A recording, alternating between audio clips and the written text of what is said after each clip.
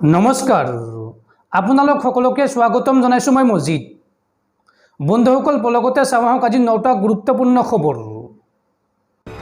প্ৰথমটো খবৰ দেশবাসীৰ বাবে এক উদ্বেগজনক খবৰ। ভাৰত হ'ব হিন্দু ৰাষ্ট্ৰ আৰু হিন্দু ৰাষ্ট্ৰ ভাৰতত মুছলমান লোকসকলে হেৰুৱাব ভোটাধিকাৰ। ভাৰতক হিন্দু ৰাষ্ট্ৰ হিচাপে গঢ় দিবলৈ একাংশ হিন্দু ধৰ্মগুৰুৱে প্ৰস্তুত কৰি আছে সংবিধানৰ খচৰা। ভাৰত হ'ব হিন্দু ৰাষ্ট্ৰ। হিন্দু ৰাষ্ট্ৰ ভাৰতত মুছলমানে লাভ নকৰিব ভোটাধিকাৰ। ভাৰতক হিন্দু ৰাষ্ট্ৰ হিচাপে গঢ় দিবলৈ একাংশ হিন্দু ধৰ্মগুৰুৱে প্ৰস্তুত কৰি আছে সংবিধানৰ খচৰা। এই খচৰা দাখিল কৰা হ'ব অহা বছৰ মাঘ মেলাৰ সময়ত অনুষ্ঠিত হ'বলগীয়া ধৰ্ম সংসদত। অহা ফেব্ৰুৱাৰীত মাঘ মেলাত সংবিধানৰ লগতে হিন্দু ৰাষ্ট্ৰ গঠনৰ বাবে আয়োজিত ধৰ্ম সংসদ সন্দৰ্ভত লোৱা হ'ব প্ৰস্তাৱ। প্ৰস্তুত কৰি থকা সংবিধানখন 750 পৃষ্ঠাৰ হ'ব। এতিয়ালৈকে 32টা পৃষ্ঠা প্ৰস্তুত কৰা হৈছে। সংবিধানৰ বেটুপাতত থাকিব অখণ্ড ভাৰতৰ মানচিত্ৰ।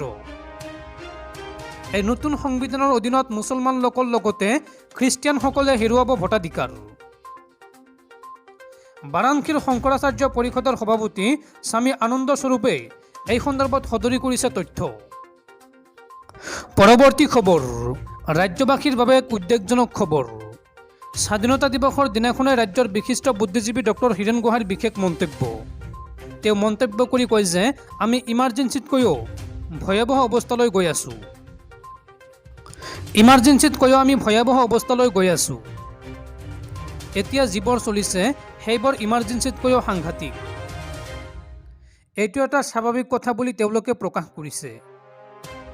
আমাৰ বাক স্বাধীনতা নাই, আমাৰ খাবলৈ নাই, শিক্ষাৰ অভাৱ, ভয়কৈ চলিব লাগে। চৰকাৰে এইবোৰ গাৰ বলেৰে স্বাভাৱিক কৰিব বিচাৰিছে। এই মন্তব্য কৰে ৰাজ্যৰ বিশিষ্ট বুদ্ধিজীৱী ডক্টৰ হীৰেণ গোহাঁইয়ে। স্বাধীনতা দিৱসৰ দিনাখনেই এই মন্তব্য কৰে বিশিষ্ট বুদ্ধিজীৱী ডক্টৰ হীৰেণ গোহাঁইয়ে। পৰৱৰ্তী খবৰ ৰাজ্যৰ শিক্ষিত নিবনুৱাসকলৰ বাবে ভাল খবৰ। ইণ্ডিয়ান আৰ্মিত খালী হৈছে পদ। দেশৰ হকে জীৱন উচৰ্গা তথা দেশ মাতৃৰ বাবে জীৱনে মৰণে যুঁজ দিয়াৰ এক নাম হৈছে ভাৰতীয় সেনা তথা ইণ্ডিয়ান আৰ্মি। ভাৰতীয় সেনাত যোগদান কৰাৰ সপোন পুহি ৰাখে বহুজনে। কেৱল পুৰুষেই নহয়, বহু যুৱতীয়েও ইণ্ডিয়ান আৰ্মিত যোগদান কৰাৰ সপোন দেখে। এই ক্ষেত্ৰত যুৱতীসকলৰ বাবে আছে এক সুখবৰ। কেন্দ্ৰীয় চৰকাৰে মুকলি কৰা অগ্নিপথ আঁচনিৰ জৰিয়তে মহিলা অগ্নিবীৰৰ বাবে অনলাইন ৰেজিষ্ট্ৰেশ্যন প্ৰক্ৰিয়া আৰম্ভ হৈছে। উল্লেখযোগ্য যে অহা 7 ছেপ্টেম্বৰ 2022 ৰেজিষ্ট্ৰেশ্যনৰ অন্তিম তাৰিখ। সামৰিক আৰক্ষীৰ জনেৰেল পদৰ বাবে যোৱা 9 আগষ্টৰ পৰা ৰেজিষ্ট্ৰেশ্যন প্ৰক্ৰিয়া আৰম্ভ হৈছে আৰু 7 তাৰিখলৈকে এই ৰেজিষ্ট্ৰেশ্যন প্ৰক্ৰিয়া বাহাল থাকিব।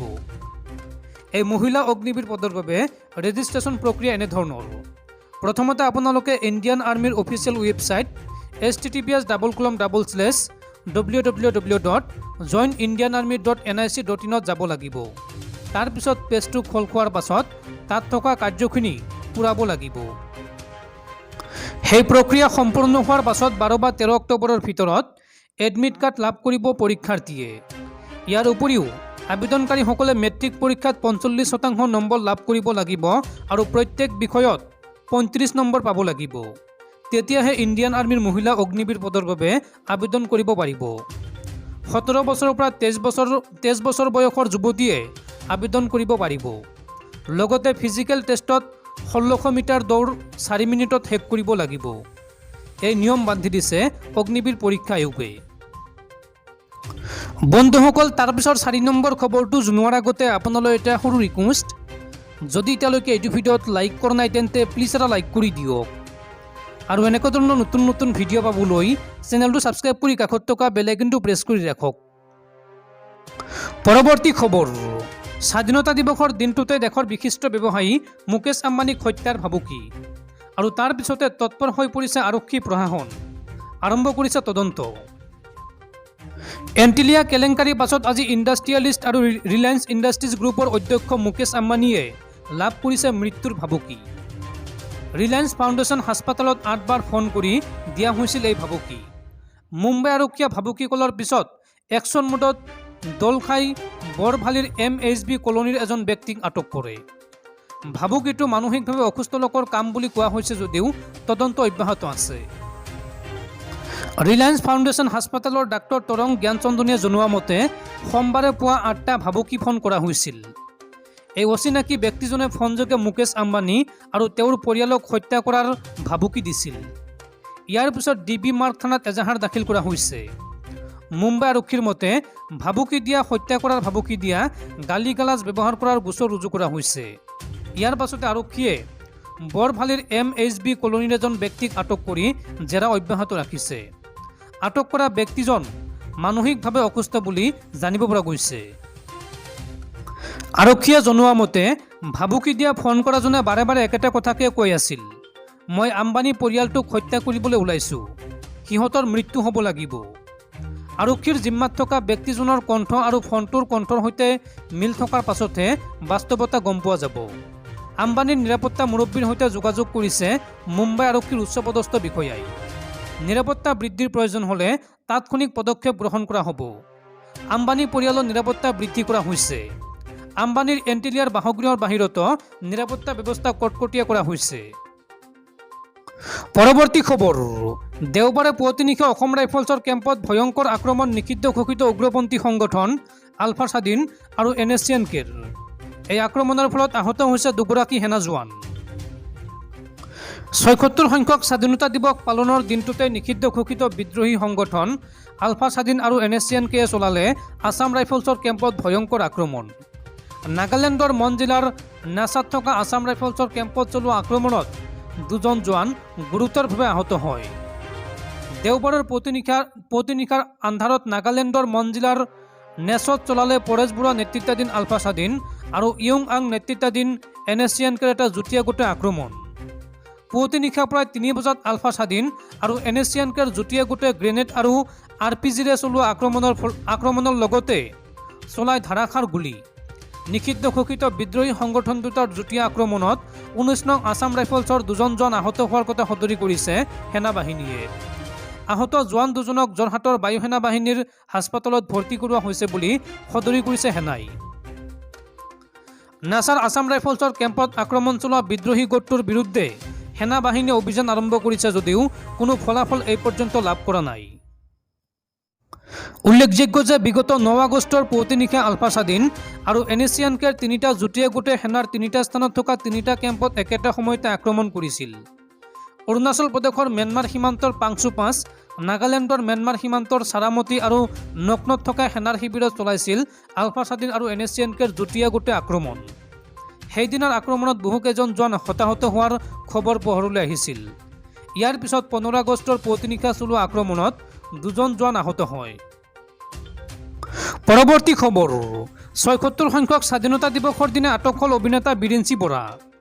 প্ৰতিবাদৰ ভয়ত আৰক্ষীয়ে আটক কৰে বিৰিঞ্চি বৰাক আৰু তাৰ পিছতে সংবাদমেল পাতি ক্ষোভ উজাৰে অভিনেতা বিৰিঞ্চি বৰাই। নগাঁৱৰ বিৰিঞ্চি বৰা কেইদিনমান পূৰ্বে শিৱৰ ভাওলৈ মূল্যবৃদ্ধিৰ বিৰুদ্ধে প্ৰতিবাদ সাব্যস্ত কৰি আটক হোৱা নগাঁৱৰ ননৰ যুৱকজনে হৈছে বিৰিঞ্চি বৰা। নগাঁও আৰক্ষীয়ে পুনৰ আটক কৰিলে বিৰিঞ্চি বৰাক। ৭৬ সংখ্যক স্বাধীনতা দিৱসৰ পুৱাই নগাঁও থানাৰ আলহী হ'ল বিৰিঞ্চি বৰা। যি সময়ত ৭৫ বছৰীয়া স্বাধীনতা দিৱস উপলক্ষে অতি উলহ মালহেৰে উদযাপন কৰা হৈছে আজাদী কি অমৃত মহোৎসৱ, ঘৰে ঘৰে উত্তোলন কৰা হৈছে তিৰংগা পতাকা। সকলোৱে ওলাই আহি মুক্ত মনে উদযাপন কৰিছে ৭৬ সংখ্যক স্বাধীনতা দিৱস। এনে সময়তে চৰকাৰৰ বিৰুদ্ধে সদাসষ্টম হৈ থকা অভিনেতা বিৰিঞ্চি বৰাই স্বাধীনতা দিৱসৰ দিনটো কটাবলগীয়া হ'ল আৰক্ষী থানাৰ ভিতৰত। স্বাধীনতা দিৱসৰ দিনা পুৱাই পতাকা ক্ৰয় কৰি ঘৰলৈ যোৱাৰ পথতে প্ৰথমতে জেৰা কৰে ননৈ আৰক্ষীৰ এটা দলে। পৰৱৰ্তী সময়ত নগাঁও আৰক্ষীৰ এটা দল অভিনেতা বিৰিঞ্চি বৰাৰ বাসগৃহত উপস্থিত হৈ গভাইত অপৰাধীৰ দৰে আটক কৰে বিৰিঞ্চি বৰাক। অৱশ্যে দুপৰীয়াৰ ভাগলৈ মুকলি কৰি দিয়ে অভিনেতা বিৰিঞ্চি বৰাক। আৰক্ষী থানাৰ পৰা মুকলি হৈয়ে শাসনাধিষ্ঠ বিজেপি চৰকাৰৰ বিৰুদ্ধে সৰব হৈ পৰে অভিনেতাগৰাকী। আৰক্ষী থানাৰ পৰা মুকলি হোৱাৰ পিছত নগাঁও প্ৰেছ ক্লাবত এক সংবাদমেলৰ আয়োজন কৰি চৰকাৰৰ বিৰুদ্ধে জাঙুৰ খাই উঠে বিৰিঞ্চি বৰা। নগাঁও আৰক্ষীয়ে কোনো কাৰণ নোহোৱাকৈয়ে আটক কৰাক লৈ ক্ষুণ্ণ হৈ পৰে অভিনেতাগৰাকী। অৱশ্য পূৰ্বে মহাদেৱৰ ভাওলৈ মূল্য বৃদ্ধিৰ বিৰুদ্ধে প্ৰতিবাদী কাৰ্যসূচী গ্ৰহণ কৰাত মুখ্যমন্ত্ৰী হিমন্ত বিশ্ব শৰ্মাৰ বিৰুদ্ধে সামাজিক মাধ্যমত প্ৰায়েই সৰব হৈ থকা বীৰেন সিং বৰাই স্বাধীনতা দিৱসৰ দিনাও প্ৰতিবাদী কাৰ্যসূচী ৰূপায়ণ কৰিব বুলি সন্দেহত আৰক্ষী আটক কৰা বুলি এক বিশেষ সূত্ৰে জানিব পৰা গৈছে। উল্লেখযোগ্য যে ৭৬ সংখ্যক স্বাধীনতা দিৱস উদযাপনৰ পৰা বঞ্চিত হ'ল বীৰেন সিং বৰা। এই মন্তব্য বীৰেন সিং বৰাৰ লগতে তেওঁ স্বাধীন দেশৰ নাগৰিক হৈও আজি পৰাধীন যেন অনুভৱ হৈছে বুলি সংবাদ মাধ্যমৰ আগত মন্তব্য কৰে। আনকি বিজেপি চৰকাৰে শাসনৰ নামত দমন নীতি চলোৱা বুলিও অভিযোগ উত্থাপন কৰে অভিনেতা বীৰেন সিং বৰাই। পৰৱৰ্তী খবৰ, স্বাধীনতা দিৱসৰ দিনাও বিজেপি চৰকাৰৰ বিৰুদ্ধে সৰব হৈ পৰিল শিৱসাগৰ সমষ্টিৰ বিধায়ক অখিল গগৈ। প্ৰকৃত স্বাধীনতাক লৈ অখিল গগৈৰ যুক্তি। স্বাধীনতা দিৱসৰ দিনাও চৰকাৰৰ বিৰুদ্ধে সৰব হৈ পৰিল বিধায়ক অখিল গগৈ। আজি আমাৰ দেশৰ নাগৰিকৰ বাক স্বাধীনতাৰ ওপৰত আক্ৰমণ কৰা হৈছে। ন্যায়ালয়ৰ নিৰপেক্ষতাৰ ওপৰতো প্ৰশ্ন উত্থাপন হৈছে। ৰাইজে উপলব্ধি কৰিছে যে ক্ৰমাগতভাৱে গণতন্ত্ৰৰ ওপৰত আক্ৰমণ নামি আহিছে। ধৰ্মীয় উন্মোদনৰ নামত যাতে কাৰো ওপৰত আক্ৰমণ কৰা নহয়। তিৰংগাৰ আদৰ্শ মানি নচলে এইখন চৰকাৰে। আনৰ মতাদৰ্শক সন্মান নকৰে বিজেপি চৰকাৰে। ধৰ্মৰ নামত ৰাজনীতি কৰে চৰকাৰে। ধৰ্মৰ নামত সংঘৰ্ষ লগোৱাৰ অভিযোগ উত্থাপন কৰে বিধায়ক অখিল গগৈয়ে। পৰৱৰ্তী খবৰ, ৰাজ্যত এক শোকাবহ পথ দুৰ্ঘটনা। স্বাধীনতা দিৱসত ফুৰিবলৈ গৈ প্ৰাণ গ'ল 2 যুৱকৰ। স্বাধীনতা দিৱসৰ আনন্দ উল্লাসৰ মাজতে কলিয়াবৰত ভয়ংকৰ পথ দুৰ্ঘটনা সংঘটিত হৈছে। সোমবাৰে বিয়লি কলিয়াবৰৰ ৰাংলুৰ ৩৭ নম্বৰ ৰাষ্ট্ৰীয় ঘাইপথত সংঘটিত হৈছে এই পথ দুৰ্ঘটনাটো। ৰাষ্ট্ৰীয় ঘাইপথত ৰৈ থকা এখন টেংকাৰত ছুইফ্ট ডিজায়াৰ বাহনে খুন্দা মাৰে, যাৰ ফলত 2জন আৰোহী থিতাতে নিহত হয়। নিহত ব্যক্তি 2জন ক্ৰমে শামছুল হক চালক আৰু আনচাৰুল হক বুলি জানিব পৰা গৈছে। আনহাতে দুৰ্ঘটনাটোৰ ফলত আন 6গৰাকী আৰোহীও গুৰুতৰভাৱে আহত হৈছে। আহতসকলক সংকটজনক অৱস্থাত জখলাবন্দা চিকিৎসালয়ত ভৰ্তি কৰোৱা হৈছে।